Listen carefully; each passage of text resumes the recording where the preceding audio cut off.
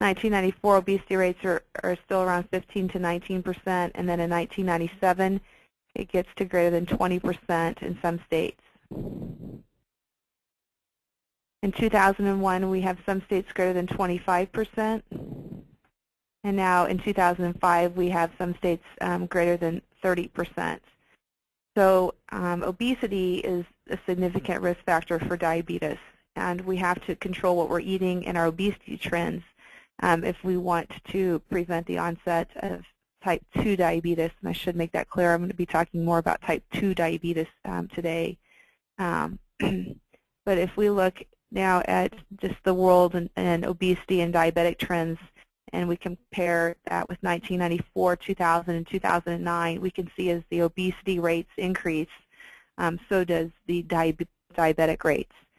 So if you could pick your state, if you're in, say, Missouri or Kansas, in 2009, your obesity rate is greater than 26%, and your diabetic rate is anywhere from 6% to almost 9%.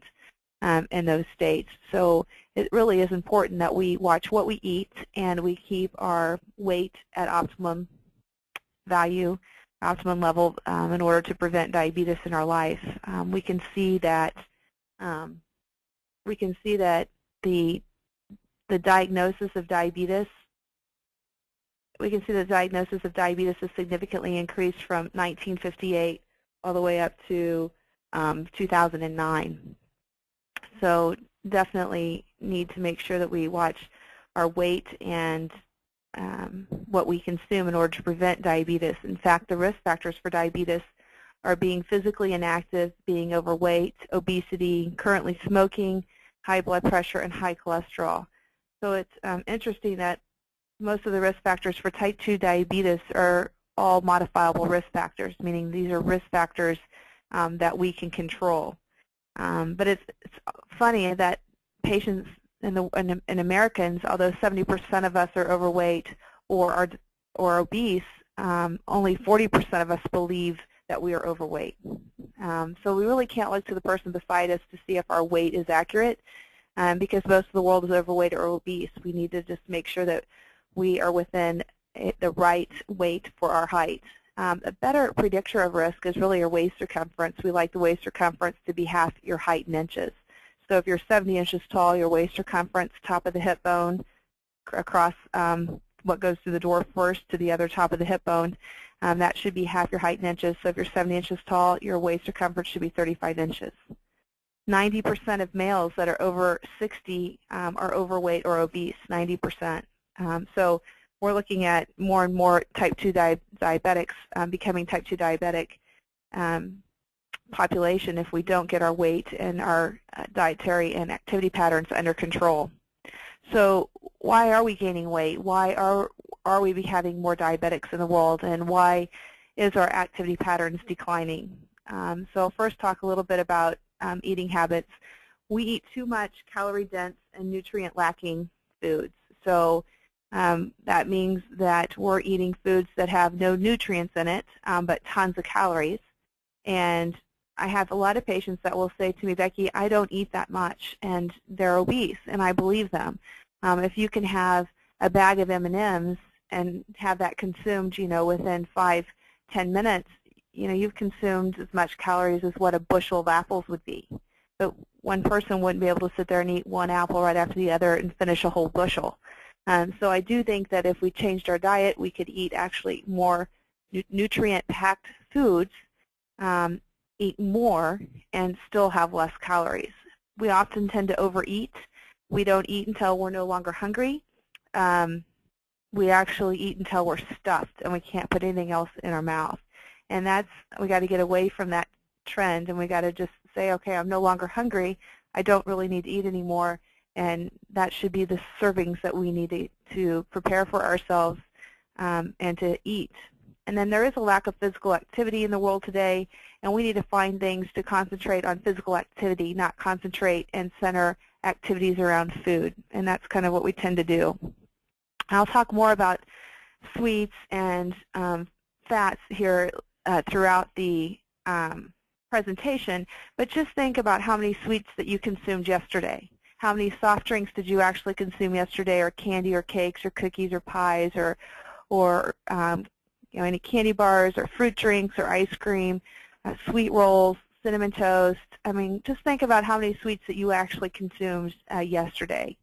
And think about how many fats that you consumed yesterday. These are saturated fats because they're fats from animals.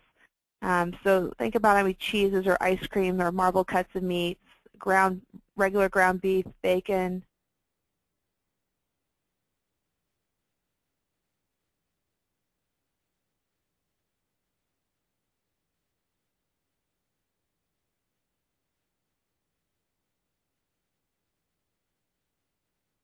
Sugars that I was just talking about are huge in calories, huge in bad fats for us, and all, if consumed, consumed in an increased amount of proportion size, is bad for us, and we actually need to consume less of that.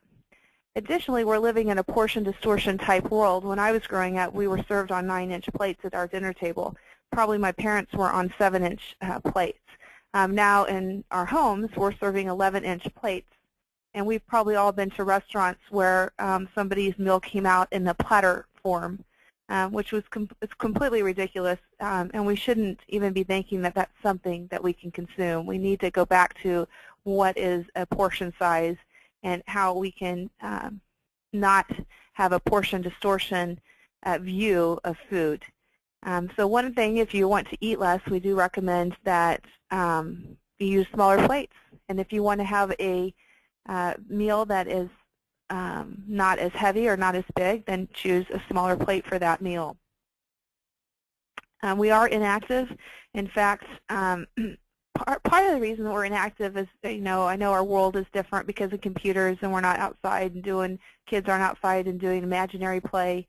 But also, we're inactive because we put ourselves in these food comas where, we have a sugar high, we have a sugar crash, we don't feel good.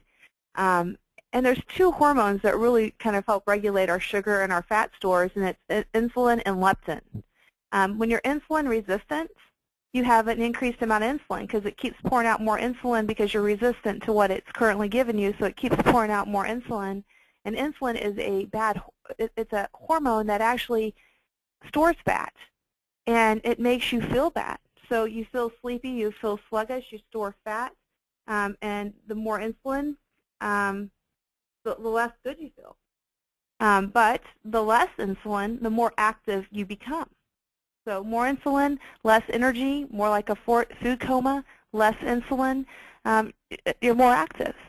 So we've got to get rid of all these simple carbs and sugars that we're consuming because our body's secreting insulin when we consume those simple carbs and sugars, and it's consuming lots of insulin. We become insulin resistant, we have less energy, we put ourselves into a food coma, and we're not as active. So some of it is what we eat, some of it is our daily activity patterns. We just need to be more active.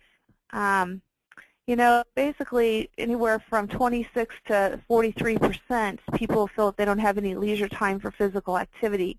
But we can just add physical activity into our daily life. We don't have to say we need extra time for physical activity. Walking the stairs will burn about 5 times more calories than riding an elevator.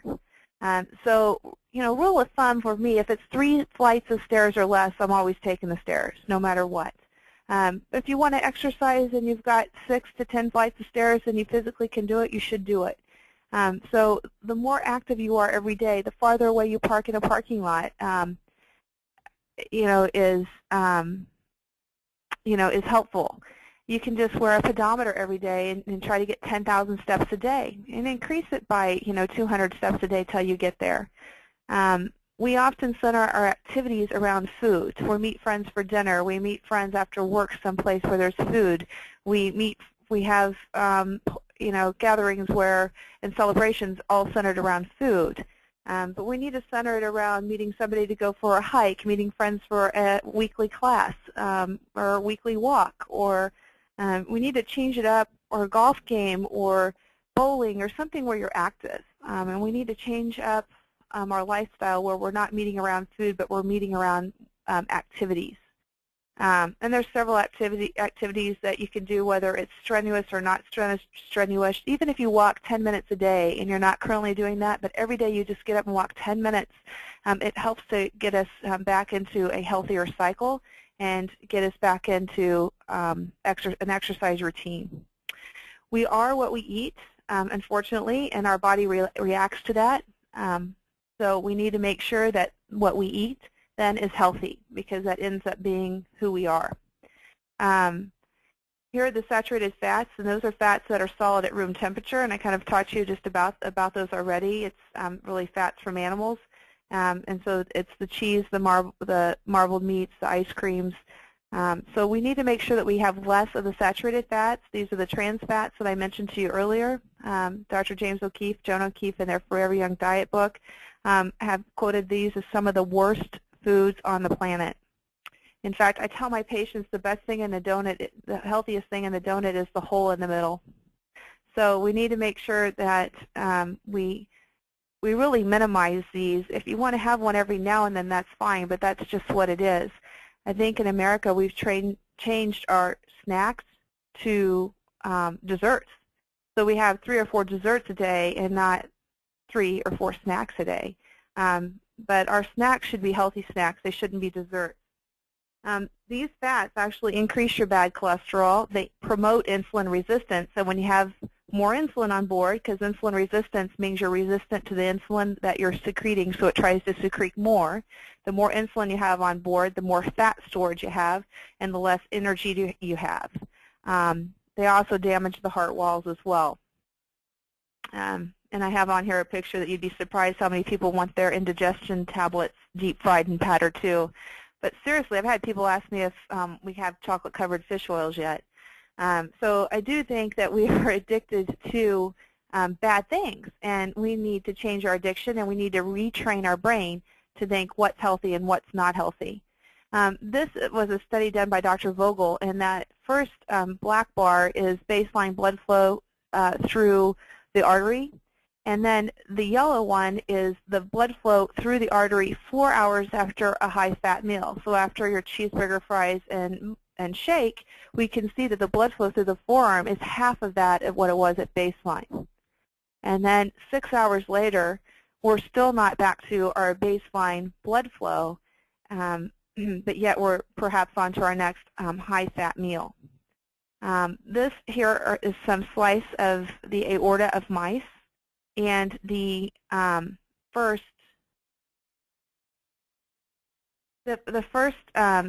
picture here, the standard, they gave mice a healthy diet, healthy chow is what they gave them. And there's not a lot of white specks. White specks would suggest plaque buildup in the aorta. So they gave them healthy chow, what they're designed to eat, and they did very well. This picture here, they gave them a trans fat, saturated fat diet, and you start to see a little bit more plaque buildup. Then here they raised their blood pressure, and they gave the mice healthy chow, and you see a little bit more specks of hard plaque forming in the aorta. And then this picture, they raised their blood pressure to 140, 150, and they had a trans fat, saturated fat diet, and you can see how much more plaque built up. So it is important, because as we put on weight, as we eat saturated fats and things with sodium, our blood pressure goes up as well. And then when we eat those, when we have that bad fat, saturated fat, trans fat, high blood pressure combination, we significantly increase our risk for disease. So we definitely need to make sure that we watch how many fats that we consume. What we tend to do is give ourselves a slow death in life with our bad fats, high sugars, because we are putting ourselves in food comas, not living to our full potential. But most of us really want to live a life that when they die, they want to go like my grandfather, who went peacefully in his sleep, not screaming in horror like all the passengers in his car. So I think it's important that we live our life to our potential. We don't give ourselves a slow death and miss out on things because of foods that we've consumed. Carbohydrates are we'll talk about bad carbohydrates, which are from simple sugars and simple carbs. Those are the ones we're going to talk about. High fructose corn syrup, that's found in sweetened sodas and candy. It's found in white flour and refined sugars. So think about how many of those that you eat a day. And again, we really need to work on retraining our brain, because if I told you to go have 5 teaspoons of sugar, most likely you would say, that's ridiculous. I'm not going to go just eat 5 teaspoons of sugar. And then if I told you 12 teaspoons of sugar, you would think that would be even more ridiculous. But if I said, I've got some warm homemade bread brewing, I have some cinnamon added to it with some syrup, put a little bit of sugar in it, and it's nice and warm, we all start to think that, oh, cinnamon's good, warm bread, and we start to think that, wow, I can't wait to have it. But in reality, what we're consuming in just that one cinnamon roll is 730 calories, 114 grams of carbohydrates, let alone the 24 grams of fats. When we eat something like that, it truly puts our body in a huge, overload, function overload, and lots of insulin is secreted. Can you do this every now and then? Sure, but I would only encourage 2 or 3 bites, not a big roll to that proportion. But even when you do it, it still sends your hormones, your insulin and leptin, into overfunctioning. And when that happens, we then are going to have a crash on our sugar. We're going to feel like we're sluggish and inactive. And if we do that more often than not, we will end up with high blood sugar and either prediabetes or diabetes just from eating simple sugars and simple carbs too often. It's interesting because our sugar intake in U.S. and England from 1815 to 2000 has just skyrocketed. And we consume more and more sugar each and every year. I have a lot of people that say, oh, I'm not addicted to sugar. I only have 1 soda a day or 2 sodas a day. Well, if this is a 20 ounce of Coca-Cola, that you're consuming 20 teaspoons of sugar just when you consume that 20 ounce of Coca-Cola. So sipping on 1 or 2 of those all day, you are getting your sugar fix. So let's say you added 1 soda every day that you normally didn't consume, but you added 1 soda every day, and at the end of the year, if you did that, you would gain 17 pounds. So your obesity risk would increase by 60%, and diabetic risk would increase by 40%. So these things are not healthy for us, and we need to actually retrain our brain to think that they're not healthy for us, and we need to stay away from simple sugars. We need to stay away from anything that says added sugars. So they don't include naturally occurring sugars like from milk and fruits, but these are added sugars, and you'll find them on the labels. Here's some names that's added on the labels: brown sugar, corn sweetener, corn syrup, fructose, fruit juice concentrates, sucrose, sugar syrup, malt syrup, honey. I mean, all these things are added sugars, and we need to stay away from added sugar. Foods with added sugar, I mean, think about how many of these foods, soft drinks, candy, cakes, cookies. I work in a wellness center, and I can tell you last Monday on Halloween, I had about 10 no-shows. So I'm pretty sure that they consumed way too many carbs and sugars because I normally don't have that on my daily schedule or no-shows, but I'm pretty sure that they had overindulged in carbs and sugars and did not want to see their sugar level. But to diagnose diabetes, all it is 2 sugar levels of 126 or greater. There's no fancy test. All it is a fasting blood sugar, and if you get 2 that are 126 or greater, you're diagnosed with diabetes. And when we have diabetes, we worry more about your kidneys, because diabetes hurts the kidneys. It's the #1 cause for dialysis. It also can cause amputation and blindness. So we really want to make sure that we don't have diabetes because it hurts our organs and it shortens our life. The carbohydrates and sugars you consume increase your bad fats in the form of triglycerides, increase your fasting blood sugars, increase your insulin resistance, and again, more insulin, you have increased fat storage, and you have decreased energy. Yet your increased risk for diabetes when you consume these simple carbs and sugars. It lowers your good cholesterol, and it increases your abdominal fat. And it's interesting because the abdominal fat for many years we thought was just a storage depot, but it actually works against us every day. And it secretes inflammatory markers. It secretes free fatty acids that lead to diabetes. So we really do not want to have the abdominal obesity. Again, your waist circumference should be half your height in inches.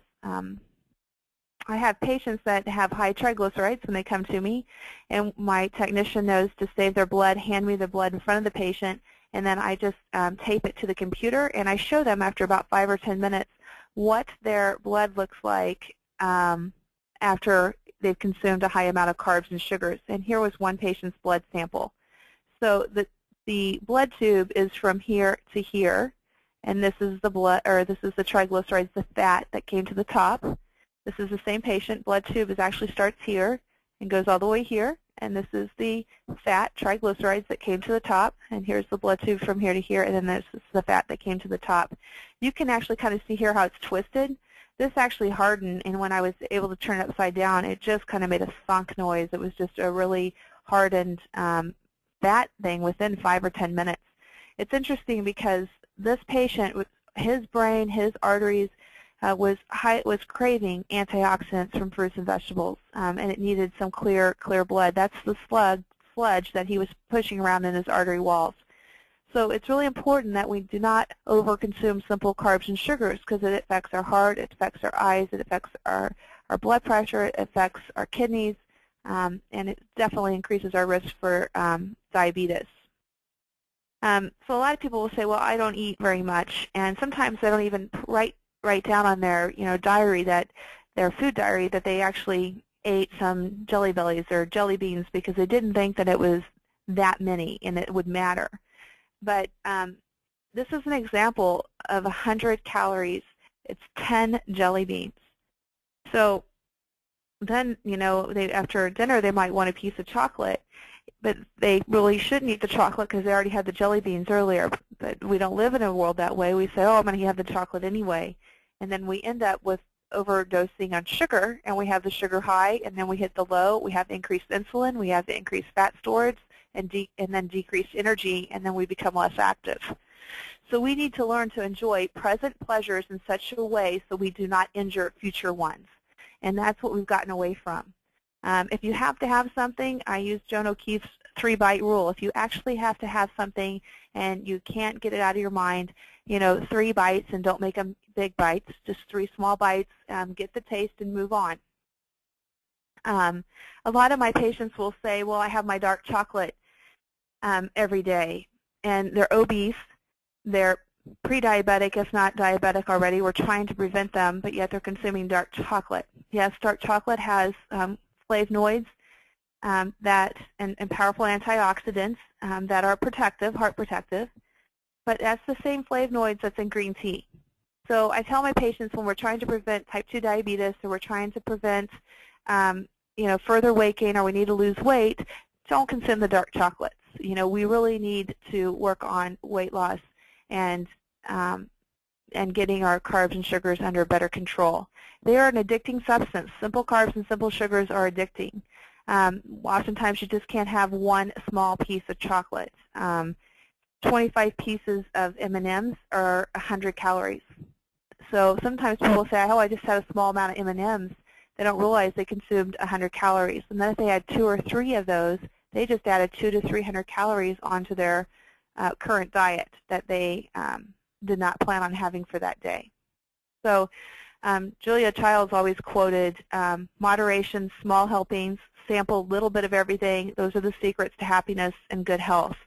And we do need to remember that. We need to not have simple carbs and sugars every day, every chance we can. We need to learn some self-discipline, but we also need to get away from the addiction of simple carbs and sugars. I tell patients that they should not drink their calories. So you need to know what you're drinking, and you shouldn't drink your calories. And you need to think about, how many calories did you sip yesterday? Did you get 500 calories in from your liquid consumption?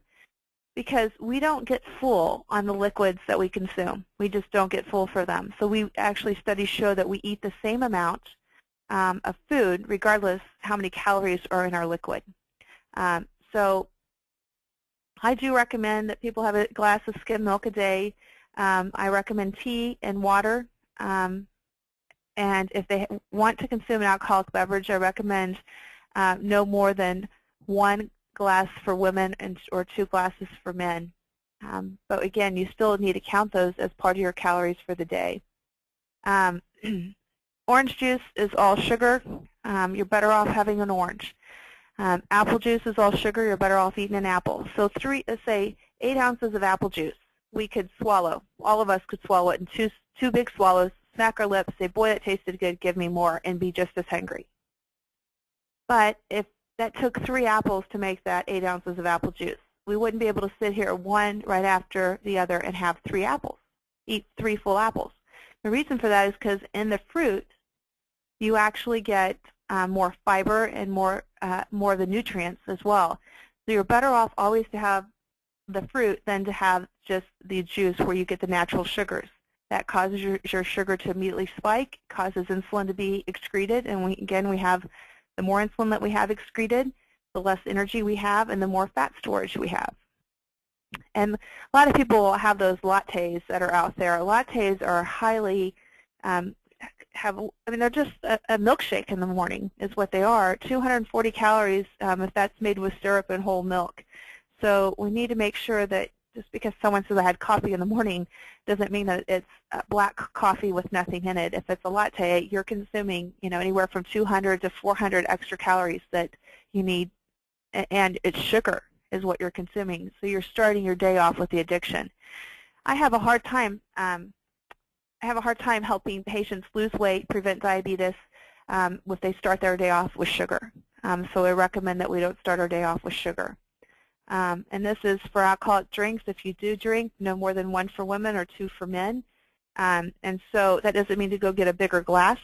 That just means 1 drink is 12 ounces of beer, 5 ounces of wine, or 1.5 ounces of 80 proof distilled spirits. If you just consumed 100 calories extra a day, you would gain 10 pounds in a year.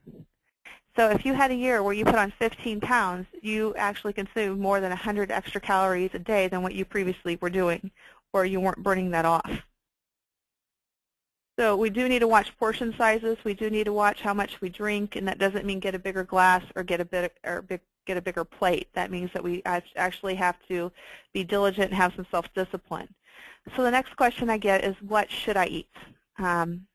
Well, we need to eat more nutrient-dense foods that are high in nutrients and don't have tons of calories, and we need to be conscientious about our portions. And every meal, if you look down at your plate, it should have a lean protein and color, fruit and vegetables, and the more color, the better. So I try to make it really simple where you don't have to count carbs or sugars or calories. You look at your plate, it's a lean protein and color. And you should have at least 2 colors, and the colors are fruits and vegetables. Snacks are the same way. Snacks aren't desserts. They're lean protein and or colors, fruits and vegetables. Some ideas of lean proteins would be healthy nuts, turkey, chicken, fish, egg whites, natural peanut butter, whey protein.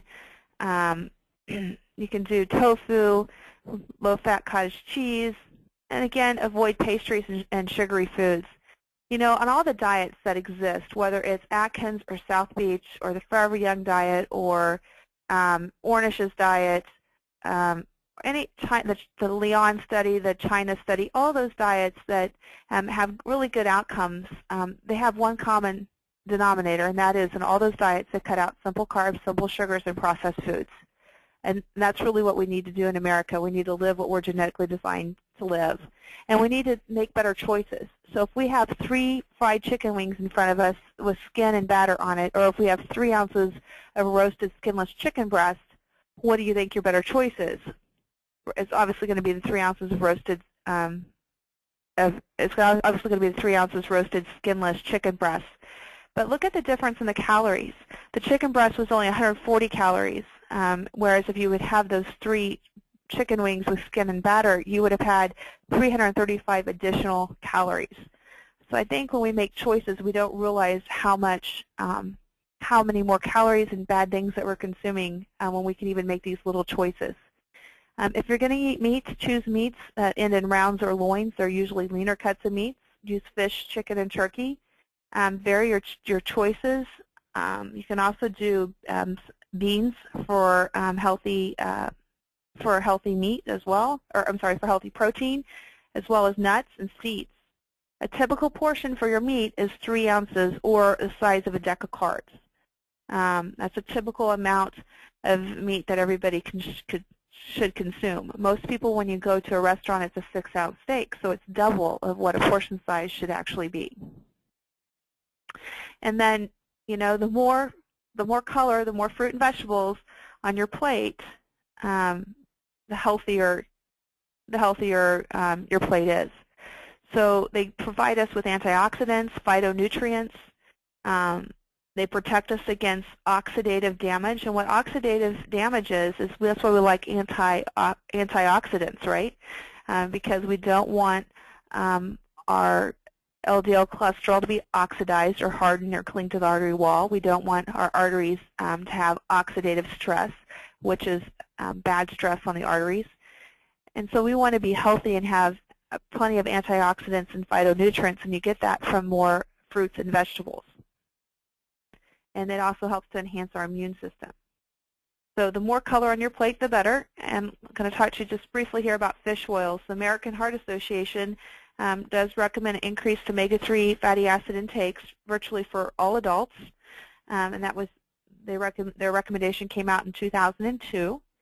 And basically for secondary prevention, that means if you have heart disease or diabetes, that it's recommending that you get 1,000 milligrams per day of the DHA and EPA. So you need to turn your fish oil bottle around, look at the actual ingredients, and you need to add up the DHA and EPA on the back and get at least 1,000 milligrams per day if you have heart disease or diabetes or kidney disease. If you don't have any heart disease or diabetes or kidney disease, you need 500 milligrams per day of the DHA and EPA. And if your triglycerides are really high, so if you have triglycerides that are over 200, you will need anywhere from 2,000 to 500. From 2,000 to 5,000 milligrams, or 2 to 5 grams per day of the DHA and EPA. And you have to actually, turn your fish oil bottle around and look at the back for DHA and EPA. And I'm just going to show you some case studies. These were patients that actually came into my office within the past week, and I'll just kind of end with a few case studies here. But I'll tell you one of the ones that sticks out in my mind that I don't have in here is I had a man who is about 37, and he came in, and his diet that morning was a Taco John burrito for breakfast, and every day for lunch and dinner for the past several years, he's had a mixture of rice, spaghetti, and a little bit of chicken thrown in. And that's what he eats, and he has juice with it. And that's what he eats for lunch and dinner. So it was quite an unusual meal that he would have. But when I talked to him more in depth about it, he started those rice and noodles when he was in an orphanage when he was little, and he counted on that food every day. It was something that always came to him. But we've come leaps and bounds with him. We've added color into his diet, which he never has really had in his life. But I will say he slept most of the day. He was in a food coma. His insulin, his insulin would shoot way up, and his fat stores would kick in, and he'd have less energy. And his wife actually wanted him to come because he sleeps. From the moment she gets in, he sleeps, and he's off and on, in and out of being drowsy, and he says he has no energy. But I will tell you, it's an addiction. And when the first day, he called me up, actually the second day after I saw him, he goes, the first day, Becky, I thought I did really well. It was 11:30 at night. He couldn't get rid of the carbs and sugars out of his mind. He knew he was addicted, and he couldn't sleep because he was so, he was dreaming about all these carbs and sugars. He got up, went to the store, got a liter of Dr. Pepper and drank it in the parking lot before he even got home because he's so addicted to carbs and sugars. So that is what happens. And I'm going to show you in these case studies where people are addicted to carbs and sugars. And so the key to this is to concentrate on having lean proteins and fruits and vegetables eat your meals. You'll go through a little bit of withdrawal symptoms. Now, if you're a diabetic and taking diabetic medicines, you really need to talk with your diabetic provider and tell him or her that you are strongly going to consider changing your diet, and you might have to watch your sugars a little bit closer because you might truly have low blood sugars. But if you're not taking diabetic medicines and you feel weak and shaky once you change your diet, your blood sugar is really not low.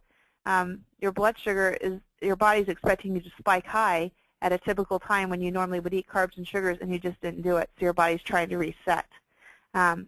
This case study I have here was a person that had a latte from Starbucks with a cookie for breakfast. Lunch was salad with whole grain bread and a diet soda. And at 3 p.m. they had a snack of Eminems and a diet Coke. And dinner they had spaghetti with meat sauce, 2 pieces of bread, and 2 glasses of wine. So breakfast is completely carbs and sugars.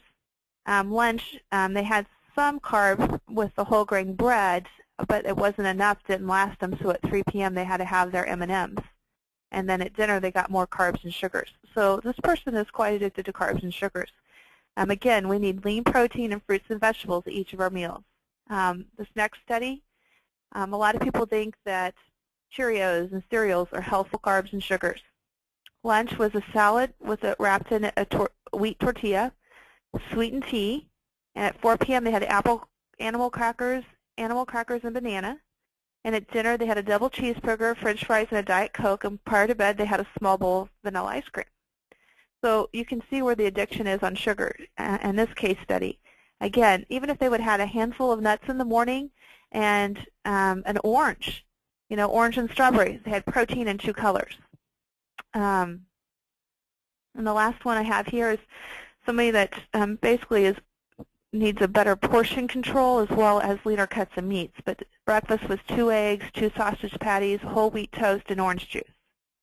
Lunch was Taco Bell or Big Mac. Is usually what he has every day for lunch with fries and Coke. And 3 to 4 p.m. he either has a Snickers bar or chips. And at dinner, the night before, he had steak, potatoes, and he had 3 or 4 beers, or he'll have bourbon and Coke. So actually, I recommended no more than 2 alcoholic drinks, and I suggested the beers versus the bourbon and Coke because the Coke is just sugar. But he's addicted to sugar, and his portions are out of control, and he eats a lot of fatty meats. So if we really want to prevent diabetes, and if we really want to optimize our health, increase our energy, and be more active, we actually need to have lean protein and fruits and vegetables each of our meals. The more color on our plate, the better. And people that do this actually have a 76% lower cardiovascular death rate than those that don't. And that's it. I will take questions. We're ready? That was a great, wonderful presentation, Becky. Oh, one more slide, sorry. Oh, I'm sorry. I just I put the CardioTabs because I do use a lot of the CardioTab products, and so a lot of times it's confusing as to what should I take. And so this is a little cheat sheet for the CardioTab products because I do use a lot of their fish oils. And the reason why I like their fish oils is because you get a lot of DHA and EPA in each of the capsules. Probably the one CardioTab fish oil that has the most DHA and EPA in it is you just take 1 teaspoon and you get around 2,200 milligrams of DHA and EPA, and that's in the liquid omega-3. It also has some vitamin D3 in it. So the first 3 are really good if you have high triglycerides. If you have high triglycerides, you can look at the first 3 fish oil capsules there and liquid fish oil to see what you would need to take. Thank you. Thank you, Becky. I really enjoyed the graph of sugar intake throughout the decades. I didn't know it was that drastic of a difference between centuries. We do have lots of questions. We'll try to get as many as we can, and afterwards we'll email people individually with their questions and try to answer them. First question, if you could wrap up the entire presentation and come up with the top 3 most important actions to prevent the onset of diabetes, what would those 3 items be? It would be to cut back on, to avoid simple carbs and sugars in your diet. It would be to have a healthy diet with lean protein, fruits, and vegetables, and to increase your activity every day. We've had several questions on how to deal with late-night carb cravings. What are some good ways to control that? Well, the reason why we have late-night carb cravings is because we're addicted to carbohydrates. So we need to go through those physical withdrawals for about 10 days, avoid simple carbs and sugars, and those late-night carb cravings will turn away will turn into something else.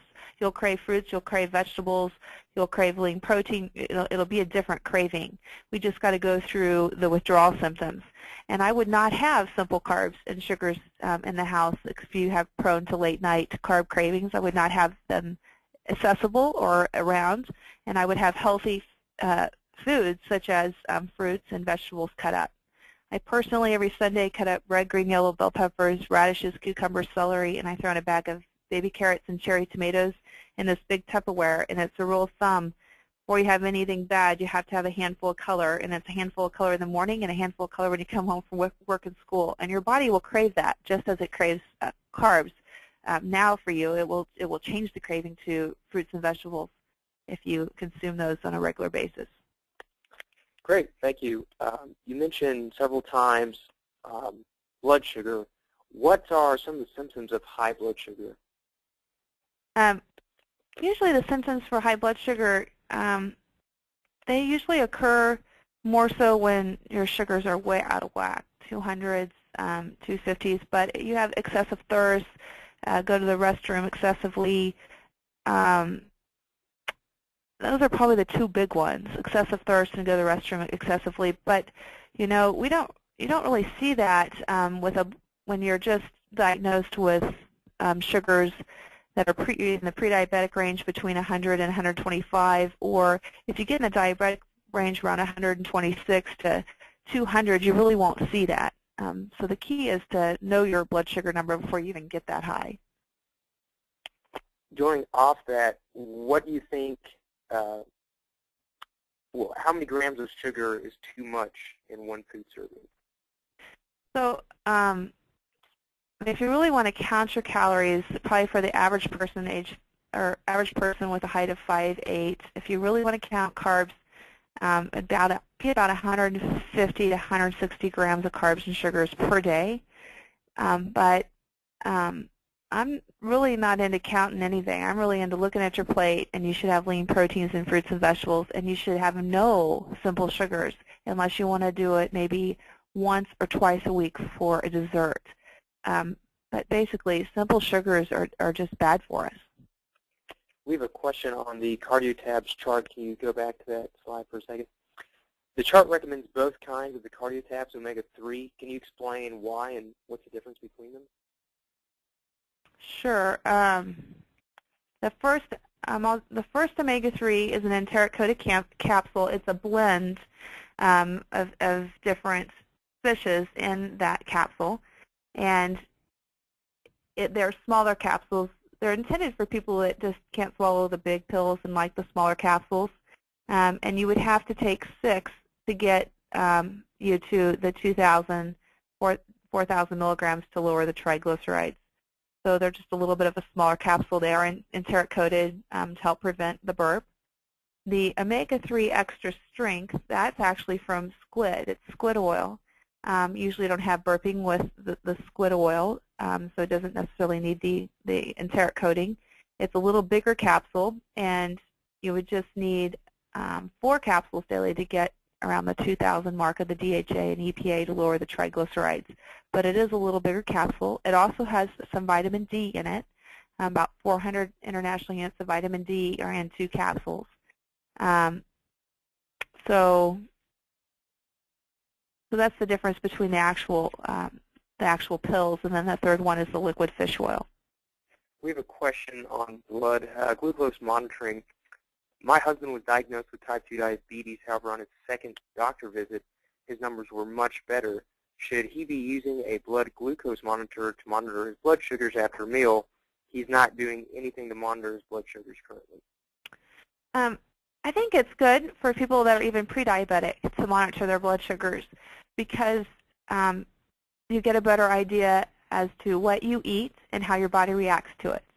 I have a lot of new onset people with diabetes who cannot believe how much sugar is in Chinese food because the syrup is loaded with Chinese food. I've had a lot of people that check their blood sugars and can't believe how much exercise helps to lower their blood sugars. So they'll take their blood sugar before, and then they'll take it after exercise. So yes, I think that the more that you can get to know your body and what you eat and what it does to your body and your blood sugars, the more apt you're able to control your blood sugar, control your diabetes, and to have a healthier life.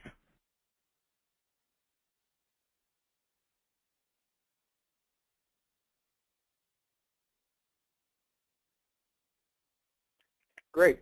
Another question. I've lost 60 pounds in the last year, but surprisingly, my LDLs are worse, as well as my HDLs. The only thing that is better is my triglycerides. Do you have any suggestions why this is? I'm a diabetic. Sure. So it's a little deceiving. I don't know what your triglycerides were when you started, but when triglycerides are really high, it actually masks what the LDL is. So you really have a lot more LDL than what it says when your triglycerides are high. So let's say your triglycerides were 600 and your LDL was like 80.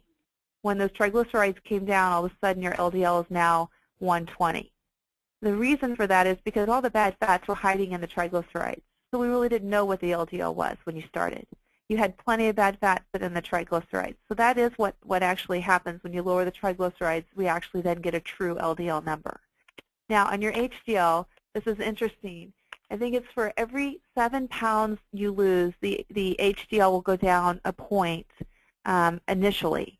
As you maintain your weight loss and stay with exercise over a 6-month period, that HDL should bounce back. So I think your HDL should even be higher after you lose the weight loss, but not initially, and that's common.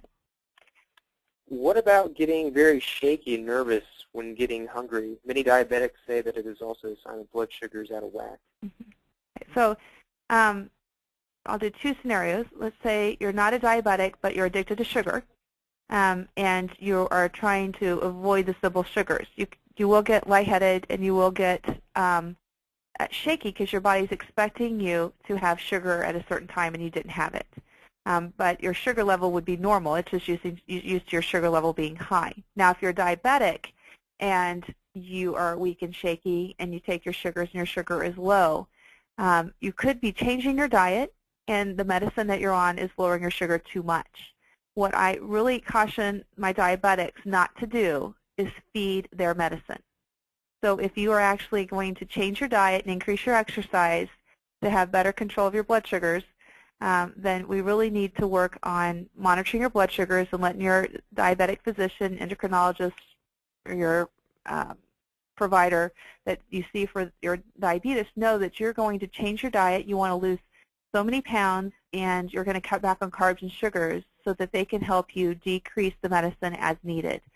So many people get on medicine, and then it's a year or 2 later when they get motivated to change their life, and they really can't do that because they're having to feed the medicine. Their sugar drops because they're not eating as much carbs and sugars. They're on the same medicine dose, and then they have to have some simple sugar right away to raise their sugar back up. So I just want us not to get into feeding the diabetic medicine. And you can screen for diabetes at your office? Yep.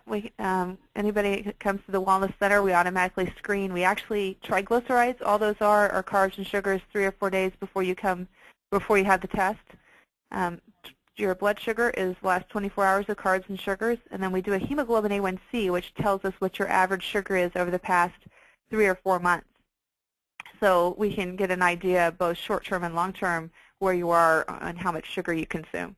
We have a question on A1C, actually. If I'm eating right and keeping my A1C below 7, why am I getting the associated health problems such as diabetic neuropathy? Neuropathy, yeah.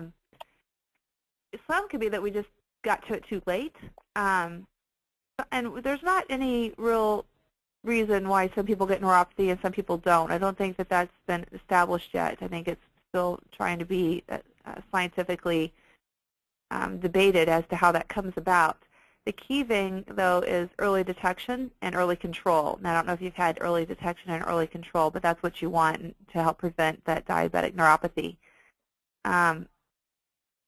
The other thing, too, is I would do everything I could to change up my diet, lean proteins and fruits and vegetables, and avoid those simple carbs and simple sugars, because the more of the medicine you need, means the more the sugars that you're consuming.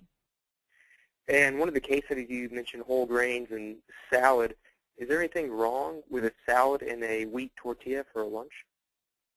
No, you need to put protein on it, and the salad could be detrimental to you depending upon what you put on your salad. So we don't want a salad with tons of cheese, but we do want a salad with lots of color, and that color being red, green, yellow bell peppers, cucumbers, onions, tomatoes, radishes. So you want a salad full of healthy, light colors, and then you need a protein. So you should have a handful of nuts on the salad, or some salmon or chicken, but you need protein with that salad. Our last question is, I take 500 milligrams of Metformin 2 times a day. Oh, Metformin, right? Gotcha. But I'm not able, and have never been told I was diabetic. What is your opinion? Yes. So we'd actually do that early on in patients that are pre-diabetic, and we put them on Metformin because we don't want them to become diabetic. We don't want them to have the side effects. There's early studies that say if we treat this earlier, we can obviously prevent diabetes and prevent complications from diabetes, and so that's why they do it.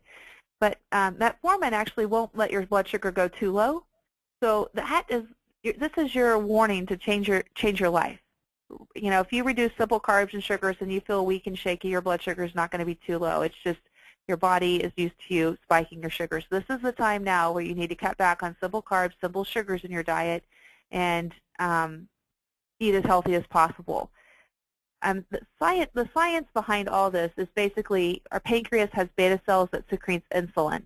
If our beta cells are flogged over a long period of time, they die off and we don't get them back. By adding Metformin, we're hoping to save someone's beta cells, so they're not having to work so hard and being flogged so much. So this is the time to say, hey, you know, cut back on those carbs and sugars, increase your exercise to prevent it. Another analogy we use is like George the hamster on a wheel, and he can keep a steady pace on the wheel, and if he controls your blood sugar, and if he keeps that steady pace all the time, the longer he lives, the longer he does it, the stronger he is, the healthier he is, and he lives to do it. But if we get up in the morning and we have banana, orange juice, and cereal, George the hamster on the wheel has to take a sprint. And then he's huffing and puffing, and then when he has to go back to his normal clip, he can't keep up. He starts to slip. And then if lunch comes along and, you know, it's a sandwich with chips and cookie and soda, and he has to sprint again, he starts to slip even more. And then if dinner comes along and it's pizza and a Coke, he slips even more. And eventually George then just flies off the wheel and says, good luck, I'm going on vacation, be in Hawaii, I deserve it, you have a good time, and we're stuck with diabetes because the beta cells are all gone.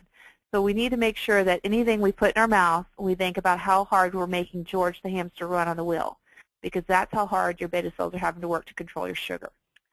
Thank you so much for this presentation. It was a great webinar, Becky. A recording of this webinar will be emailed to you shortly. However, feel free to post your thoughts on this webinar, suggestions for future webinars, and other general feedback on CardioTabs' Facebook wall or via email at info@cardiotabs.com. Thank you again for attending CardioTabs Diabetes Health Webinar. We look forward to answering your health and nutrition questions again. Thanks.